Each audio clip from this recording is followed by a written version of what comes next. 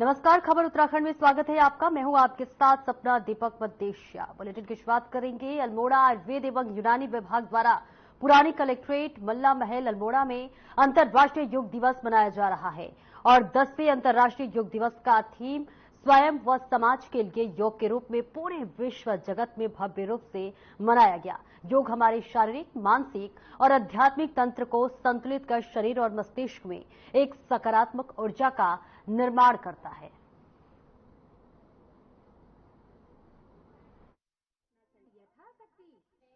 दिवस को मनाता है। भारत तो योग से जुड़ा है पहले से ही, सदियों से योग हमारे यहाँ चलता है और जो जोड़ने का काम करता है। आज जिस प्रकार से आदरणीय मोदी जी के नेतृत्व में जिन्होंने एक कल्पना स्पष्ट रूप से अंतर्राष्ट्रीय योग दिवस मनाने के लिए एक प्रस्ताव जो रखा और पहली बार में 175 सदस्य देशों ने उसका समर्थन किया। आदरणीय मुख्य अधिकारी आपसी परस्पर मिलकर बोले और सभी। तो वहीं अंतर्राष्ट्रीय योग दिवस के मौके पर हर जगह देश विदेश में योग के कार्यक्रम किए जा रहे हैं।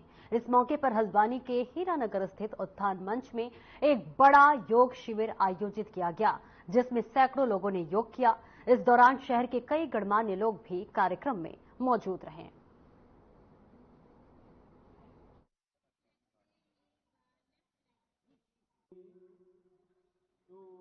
सर्वप्रथम सभी को अंतर्राष्ट्रीय योग दिवस की हार्दिक शुभकामनाएं हैं। जिस प्रकार से हमारे प्रधानमंत्री आदरणीय नरेंद्र मोदी जी ने पूरे विश्व पर योग को एक पहचान दिलाई है और पूरा विश्व आज के दिन को अंतर्राष्ट्रीय योग दिवस के रूप में मना रहा है। हम सब लोगों को योग करना चाहिए, योग को अपने जीवन का सलीका बनाना चाहिए और युवाओं ने खासकर आज जो हमने कार्यक्रम इसी रखा है कि जागरूकता युवाओं पे जानी चाहिए और सब वरिष्ठ जनों के साथ हमने कार्यक्रम करा है और पूरे साल हम सब लोग योग को अपनाएंगे, योग को आगे लेकर चलेंगे और अपने जीवन को स्वस्थ रखेंगे, फिट इंडिया की मुहिम को आगे बढ़ाएंगे। देखिए, योग जो है जब स्वस्थ रहेगा तभी मन प्रसन्न रहेगा। स्वास्थ्य के लिए सब चीज के लिए जरूरी है। ये हमारे बहुत बड़े हमारे लिए गर्व की बात है। जब से हमारे माननीय प्रधानमंत्री मोदी जी ने चार्ज लिया तो सबसे पहले उन्होंने विश्व को एक संदेश दिया कि स्वास्थ्य के लिए योग बहुत जरूरी है। तो योग 21 जून को योग दिवस मनाया जाता है और आज उसी की परंपरा को हम लगातार निभा रहे हैं। आज ही जो है सब में बड़ा दिन भी होता है उत्तरी गोलार्ध का, इसलिए भी योग करना बहुत जरूरी है। और इसके साथ साथ जैसे आज देखा पूरे विश्व में जो रामदेव ने लहर चलाई है, उस लहर का इतना फायदा है कि लोगों का जो मेडिकल का बजट है वो 1/4 रह गया है।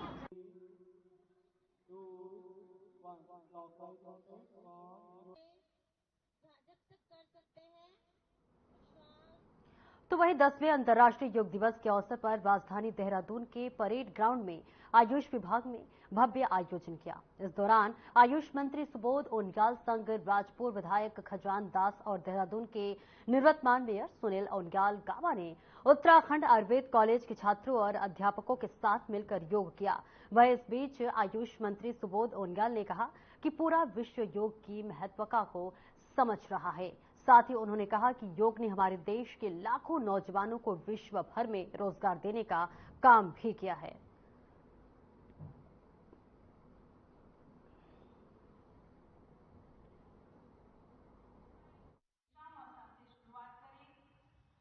दिवस के अवसर पर सभी शहरवासियों को, सभी प्रदेशवासियों को अंतर्राष्ट्रीय योग दिवस की बहुत बहुत बधाई, शुभकामना देता हूं। अंतर्राष्ट्रीय योग दिवस मनाने के लिए अपने प्रधानमंत्री आदरणीय नरेंद्र मोदी जी का भी बहुत बहुत धन्यवाद, आभार व्यक्त करते हैं कि उन्होंने योग की पहचान के माध्यम से पूरे भारत को जो है पूरे विश्व में योग की महत्ता को समझा और समझाया।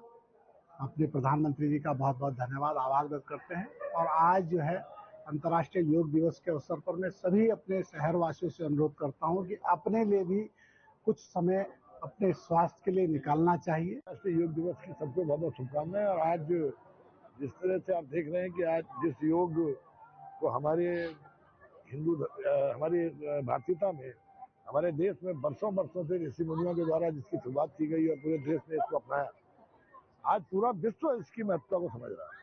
तो कहीं ना कहीं ये भारतीयता और भारतीय संस्कृति की स्वीकार्यता पूरी दुनिया में हुई है और जिससे आज सैकड़ों देश योग दिवस मना रहे हैं और योग के माध्यम से अपने मन को, अपने शरीर को, अपने मस्तिष्क को स्वस्थ रखने के लिए जिससे योग को उन्होंने एक माध्यम बनाया।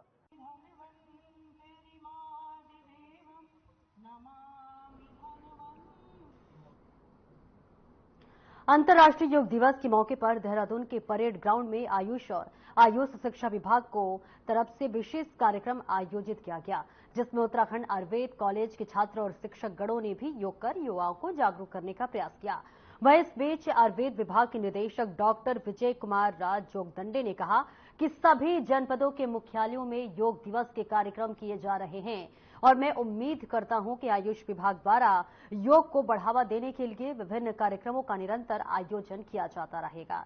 और वहीं इसके साथ उत्तराखंड आयुर्वेदिक कॉलेज की योग के प्रोफेसर मीनाक्षी राणा ने कहा कि योग ही एक ऐसी नियमावली है जिससे हम अपने जीवन को सुचारू रूप से आगे और अग्रसर कर सकते हैं।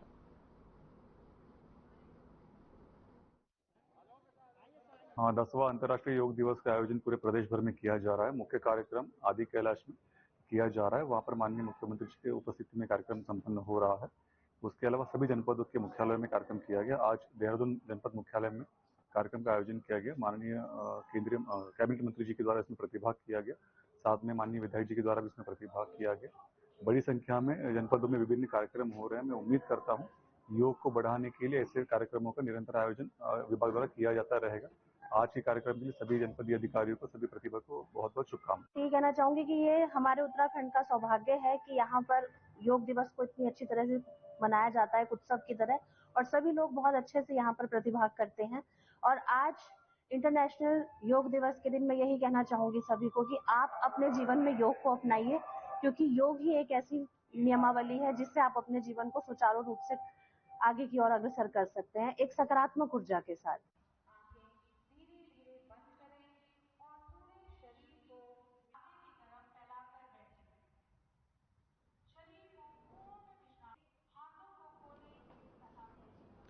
तो वही कैबिनेट मंत्री गणेश जोशी की गाड़ी योग कार्यक्रम में जाते हुए दुर्घटनाग्रस्त हो गई। दरअसल कार्यक्रम में जाते समय मंत्री और पुलिस स्कॉट की गाड़ी आपस में टकरा गई। घटना देहरादून के बहल चौक की बताई जा रही है। गनीमत रही कि हादसे में कैबिनेट मंत्री को चोटें नहीं आई।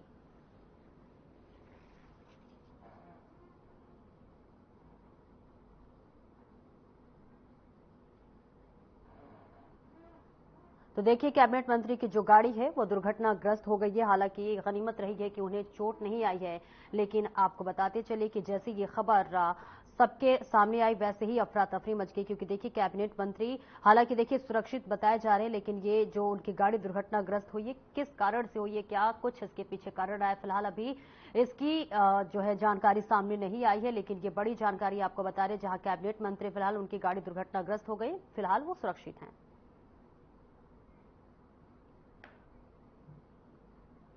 तो वहीं 10वें अंतर्राष्ट्रीय योग दिवस में युवाओं का भी भरपूर योगदान देखने को मिला।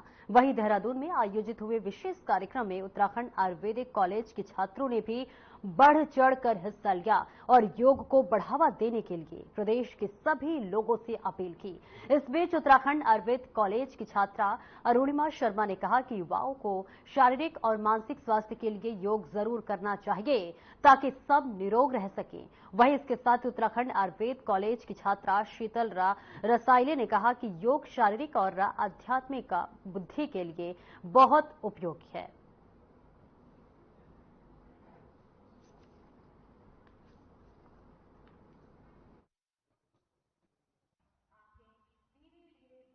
बहुत ही बढ़िया कार्यक्रम था, बहुत ही आनंद आया सभी के साथ योगाभ्यास करके। और मैं सभी यूथ से कहना चाहती हूँ कि रोज योगाभ्यास करें अपने शारीरिक स्वास्थ्य के लिए और मानसिक स्वास्थ्य के लिए, और सबसे जरूरी खुद योग करें और औरों को भी योग करवाएं, जिससे सब निरोगी रहें, सब स्वस्थ रहें और सब खुश रहें। मैं सभी को हार्दिक शुभकामनाएं देना चाहती हूँ योग दिवस के उपलक्ष्य में। मैं केवल अपने जनरेशन को नहीं, यंग जनरेशन जो बिल्कुल बच्चे हैं तब से ही सबको मैसेज देना चाहती हूँ कि योग को अपने जीवन में अपनाइए। ये बहुत ही उपयोगी है, ना केवल आपके मानसिक वृद्धि के लिए, शारीरिक वृद्धि और आपके आध्यात्मिक वृद्धि के लिए भी बहुत ही उपयोगी है।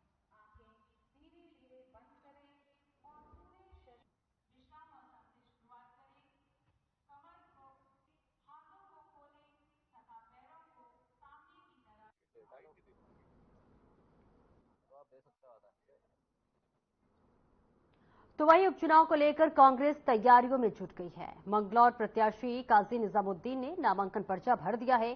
तो वहीं प्रदेश प्रवक्ता शिषपाल सिंह बिष्ट ने बताया कि कांग्रेस के प्रत्याशी लगातार जनता की सेवा कर रहे हैं और जनता के मुद्दों को उठा रहे हैं। उन्होंने कहा कि पिछले दिनों कांग्रेस के प्रदेश अध्यक्ष करण माहरा बद्रीनाथ में भी बैठकें करने आए हैं।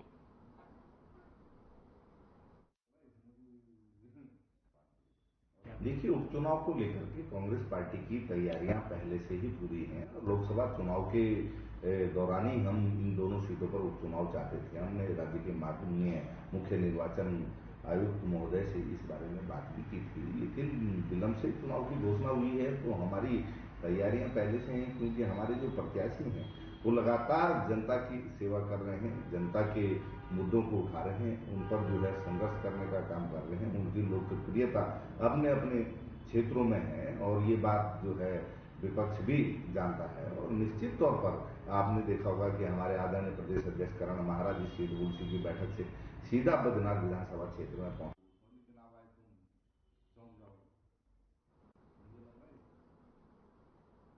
तो वहीं मंगलौर विधानसभा में होने वाले उपचुनाव में बीजेपी प्रत्याशी बनाए गए करतार सिंह भड़ाना ने नामांकन दाखिल करने के बाद नारसन से मंगलौर तक विशाल रोड शो किया। रोड शो में बीजेपी के पूर्व कैबिनेट मंत्री स्वामी यतीश्वरानंद, बीजेपी जिलाध्यक्ष शोभाराम प्रजापति सहित बीजेपी के कई दिग्गज नेता शामिल हुए। रोड शो में पहुंचे हुए पूर्व कैबिनेट मंत्री स्वामी यतीश्वरानंद ने कहा कि इस बार मंगलौर में कमल खिलाना तय है।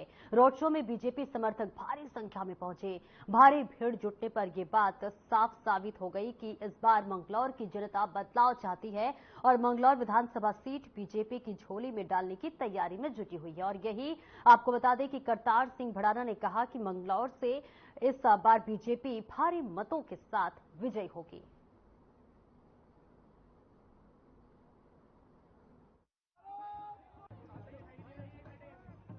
पार्टी में कोई लड़ता है, किसी पार्टी में कोई लड़ता है, इसमें खाली मैं नहीं लड़ रहा। मोदी जी का विकास और मुख्यमंत्री का प्यार और युवा सरकार भी काम कर रही है। अब तक जो है काजी हाजी का बता, दो पहलवान आपस में समझौता कर लें कि या तो मैं पिटूंगा, लेकिन कोई पहलवान आए तो उसे झूठ बोल के भगा देना। तो यहाँ तो ये हो रहा है कि यहाँ पे जब कोई कैंडिडेट आता है उसको कैंडिडेट वाले ही भगा देते हैं। मंगलौर के प्रत्याशी हैं भाई करतार सिंह भड़ाना जी, आज उनका नॉमिनेशन किया गया। उसमें माननीय मुख्यमंत्री जी आए थे, हमारे प्रदेश के अध्यक्ष आदरणीय महेंद्र भट्ट जी आए थे और जो हमारे यहाँ के सांसद है भाई त्रिवेंद्र रावत जी और हमारे सभी विधायकगण आज सुबेरे उस नामांकन में सम्मिलित थे। उसके बाद एक रोड शो का कार्यक्रम विधानसभा मंगलौर में किया गया था, लेकिन आज रोड शो का उत्साह देखकर, इस क्षेत्र की जनता का जो उत्साह देखकर ऐसा लगता है कि अब की बार मंगलौर की जनता ने ये तय कर लिया कि यहाँ से भारतीय जनता पार्टी के प्रत्याशी को बनाना है।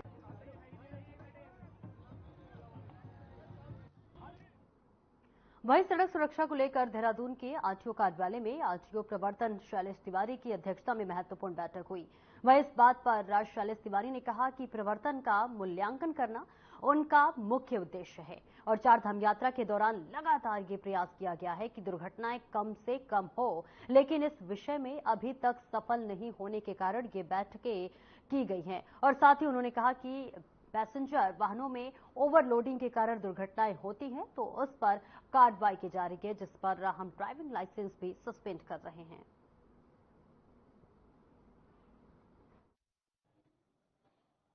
अभी हमने एक बैठक ली थी पूरे संभाग के, इसमें इन्फोर्समेंट ऑफिसर्स थे परिवहन विभाग के। हमारा मेन पर्पस था कि जो इन्फोर्समेंट है वो कैसा चल रहा है उसका मूल्यांकन करना हमारा मेन पर्पस था। बीच में देखा होगा आपने कि चारधाम यात्रा भी चल रही है, कई दुर्घटनाएं भी बीच में हुई हैं, तो इसको लेकर के भी परिवहन विभाग बहुत सजग है। हमारा पूरा प्रयास है कि दुर्घटना को एकदम कम से कम किया जाए और जीरो एक्सीडेंट की तरफ हम लोग बढ़ने के लिए मतलब हमारा प्रयास है, लेकिन हम लोग अभी तक सफल नहीं हो पाए।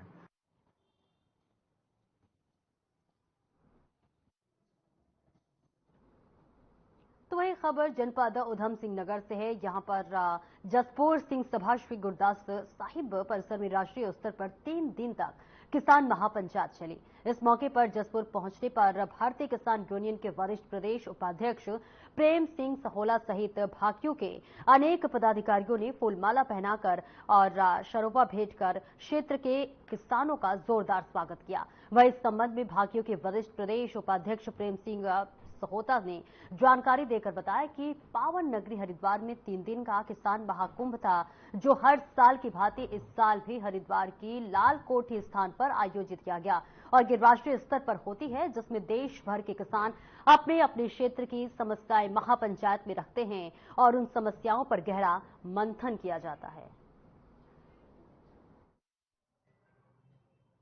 जो किया गया है हमारे 15 तारीख से ये हमारा ट्रिप गया हुआ था, जिसमें महाकुंभ कहते हैं उसे चिंतन शिविर चलता है हमारा भारतीय किसान यूनियन टिकैत वाला लाल कोठी हरिद्वार।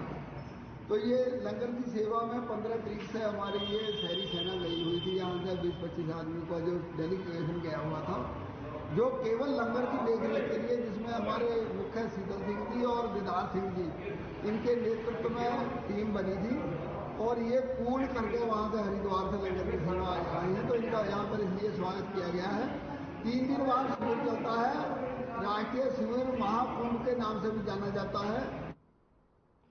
तो वही भीमताल में पर्यटकों को अपनी ओर आकर्षित करने वाली भीमताल झील में जमी सिल्ट को सिंचाई विभाग ने निकालने का काम शुरू कर दिया है। आपको बता दें कि इस साल बारिश नहीं होने से और झील के आसपास के नाले से आने वाले सिल्ट के कारण झील में 3 से 4 इंच तक सिल्ट जमा हो गई है और इस कारण झील के अंदर से निकलने वाले जलस्रोत भी सूखने लगे हैं। झील की सफाई होती है तो हम लोगों ने दो प्राकलन लगभग 1450 और 1490 के जिलाधिकारी का लोग प्रेषित किए हैं। अभी स्वीकृति उन पर अपेक्षित है, लेकिन मानसून को देखते हुए और दूसरा झील के लेवल को देखते हुए हमने आज से कार्य प्रारंभ कर दिया गया है और जितना मौसम हमारा साथ देगा हम झील की सफाई करेंगे।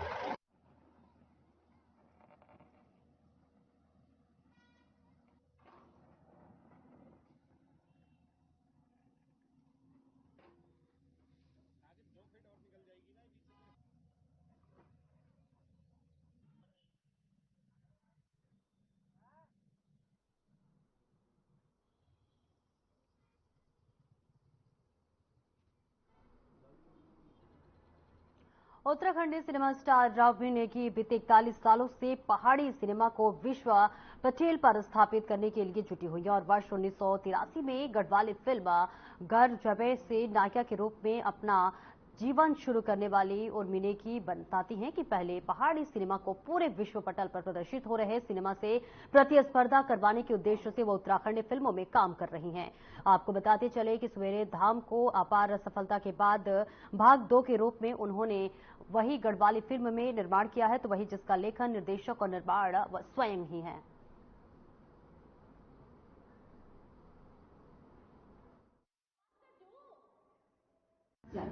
बहुत ज़्यादा इतनी ब्यूटीफुल प्लेसेस हैं यहाँ पे कि मैं कल्पना नहीं कर सकती हूँ। स्विट्जरलैंड मैंने देखा है, बहुत सारी पूरी दुनिया देखी है, लेकिन हमारे उत्तराखंड की लोकेशंस उनसे कोई कम नहीं है। लेकिन सिर्फ एक कमी जो नज़र आती है वो है कि रास्ते वहाँ तक पहुँचना दुष्कर है। नहीं तो हमारे यहाँ पर इतना बढ़िया बहुत सुंदर यहाँ पे बुग्याल, पता नहीं इतनी अच्छी लोकेशन, मुंशियारी बहुत अच्छी है, बहुत सारी जगह बहुत अच्छी हैं, लेकिन वहाँ तक पहुँच। प्रदेश भर के वन पंचायतों के सरपंचों ने देहरादून के वन मुख्यालय में प्रदर्शन किया और इस दौरान सभी सरपंचों ने अपनी लगभग 32 मांगों को लेकर उत्तराखंड विभाग के हॉफ डॉक्टर धनंजय मोहन के साथ चर्चा भी की।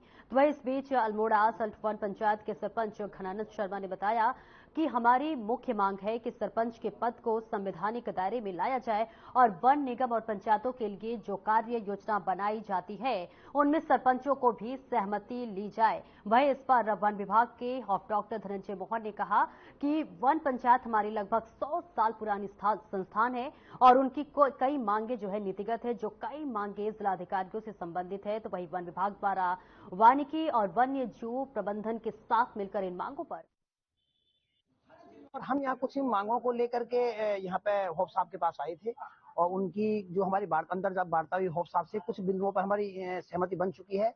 अब बाकी गेंद जो है जो उत्तराखंड के मुख्यमंत्री हैं, सूबे के मुख्यमंत्री हैं और हमारे जो कर्मठ वन मंत्री जी हैं उनके पाले में गेंद चली गई है। उनको क्या दिशा लेना है, क्या कैसा उन पर विचार करना है, कैसे वो प्रस्ताव कैबिनेट में पास होंगे, हम केवल इसकी इंतजारी कर रहे हैं। अगर इस पर सहमति नहीं बनती तो आने वाले समय में एक बहुत बड़ा जन आंदोलन के खिलाफ किया जाएगा, जो सरकार और वन विभाग को भुगतना पड़ेगा।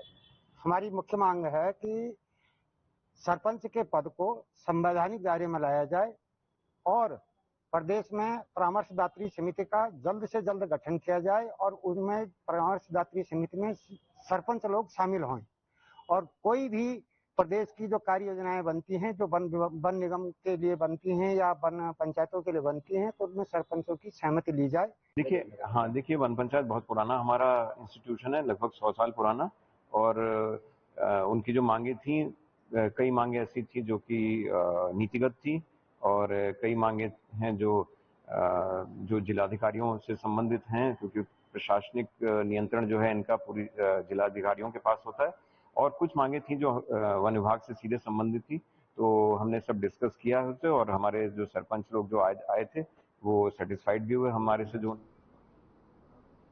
तो वहीं मानसून सीजन को देखते हुए पौड़ी पुलिस ने अपनी एसडीआरएफ और राज्य पुलिस की टुकड़ी को जो है अलर्ट कर दिया है। एडिशनल एसपी जया बालूनी ने जानकारी देते हुए बताया कि ऋषिकेश, लगभग झूला और उसके आसपास के इलाकों में विशेष सतर्कता बरती जा रही है। और साथ ही उन्होंने कहा कि मानसून सीजन में आपको बताते चले कि जनपद पौड़ी में हादसे होने वाले जगहों को लेकर तैयारियां पूरी कर ली गई है।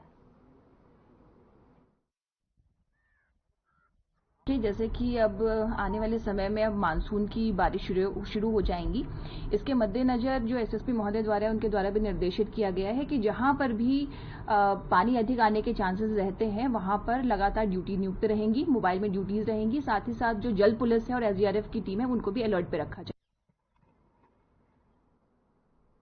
तो वही सरकारी भूमि पर अवैध निर्माण लगातार जारी है। स्थानीय प्रशासन ने नोटिस देकर काम को रुकवाया है। तो वही सूचना के बाद हरकत में आए नगर पंचायत लाल कुआं के अधिशासी अधिकारी ने तहसील कार्यालय लाल कुआं के संयुक्त तत्वाधान में अवैध अतिक्रमणकारी को नोटिस दिया है। आपको बता दें, तहसीलदार मनीषा बिस ने जानकारी देते हुए बताया कि यह भूमि राजस्व विभाग की है, मगर नगर पंचायत लाल कुआं शुरू में इसका देखरेख करता रहा है, जिसके बाद से संयुक्त कार्रवाई के तहत नगर पंचायत द्वारा अतिक्रमणकारी को नोटिस दिया जा चुका है। देखिए, जैसा कि इस संबंध में समाचार पोर्टलों के माध्यम से स्थानीय इसमें ज्ञात हुआ था कि वहाँ पे निर्माण चल रहा है, तो उसमें जब चेक करवाया गया तो श्री त्रिलोक सिंह नामक व्यक्ति हैं, उनका परिवार वहाँ पूर्व से निवास करता है उस स्थल में, और वो लोग वहाँ पे अपने पुराने मकान को तोड़ के जो भी इनका था उसके स्थान पर नया बना रहे हैं। तो हमारे पास चूँकि लैंड से संबंधित कोई रिकॉर्ड नहीं है, तो मैंने तहसील से कल इसको मंगवाया। तो लालकुआं में जो बंदोबस्त की प्रक्रिया चल रही है उसमें अवैध कब्जेदारों की सूची पूरे शहर। अंतर्राष्ट्रीय योग दिवस के अवसर पर देहरादून के बहुउद्देशीय भवन परेड ग्राउंड में योग कार्यक्रम आयोजित हुआ। कैबिनेट मंत्री सुबोध उनियाल ने दीप प्रज्वलित कर कार्यक्रम का शुभारंभ किया। कार्यक्रम में पूर्व मेयर सुनील उनियाल गामा, स्थानीय विधायक खजानद्वारा सहित तमाम लोगों ने योग किया।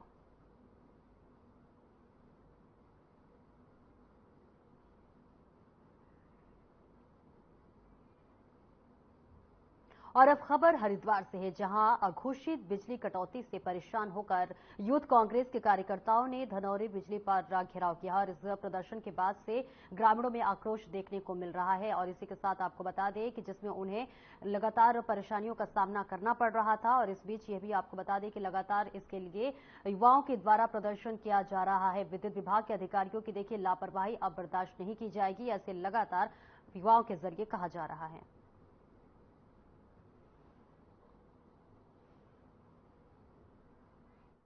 उसके लिए भी हम यहाँ पे धरने पर पहुंचे हैं। क्या और हमारी जे साहब से बात हुई है, वो हमें आश्वासन दे रहे हैं, पर हमें हम हटने वाले नहीं है। जब तक एक्शन साहब यहाँ पे नहीं पहुंचेंगे तब तक हम यहाँ पे बैठ रहेंगे, और जब तक एक्शन साहब हमें आश्वासन लिखित में नहीं देते कि ये सब समस्या दूर होगी तब तक हम यहाँ से हटने वाले नहीं है। जे साहब जिससे यहाँ पहुंचे हैं और अधिकारी यहाँ पे पहुंचे हैं, आश्वासन क्या मिला है यहाँ से? जो जिन मांगों लेकर आप यहाँ पहुंचे मांगे पूरी होंगी? तब तक हम आज हमें जे साहब ने आश्वासन दिया है कि आपकी सभी मांगे पूरी हो जाएंगी।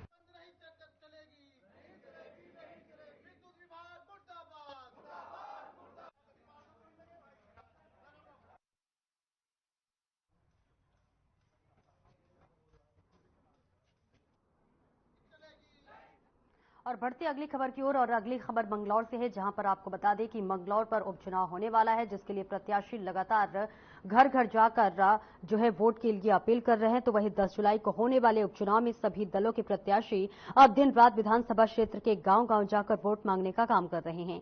तो वहीं बीजेपी के करतार सिंह भड़ाना रोड शो कर रहे हैं, तो वहीं बीएसपी के प्रत्याशी और कांग्रेस के प्रत्याशी गांव-गांव जाकर लोगों से वोट मांग रहे हैं। कांग्रेस के प्रत्याशी काजी निजामुद्दीन का विधानसभा के गांव सकोती में जनता ने ढोल बजाकर स्वागत किया। तो वहीं काजी निजामुद्दीन ने कहा कि बीजेपी सरकार में किसी को बोलने नहीं दिया गया, मगर उत्तराखंड के सदन में उन्होंने ही किसानों और गरीबों की बात उठाने का काम किया है।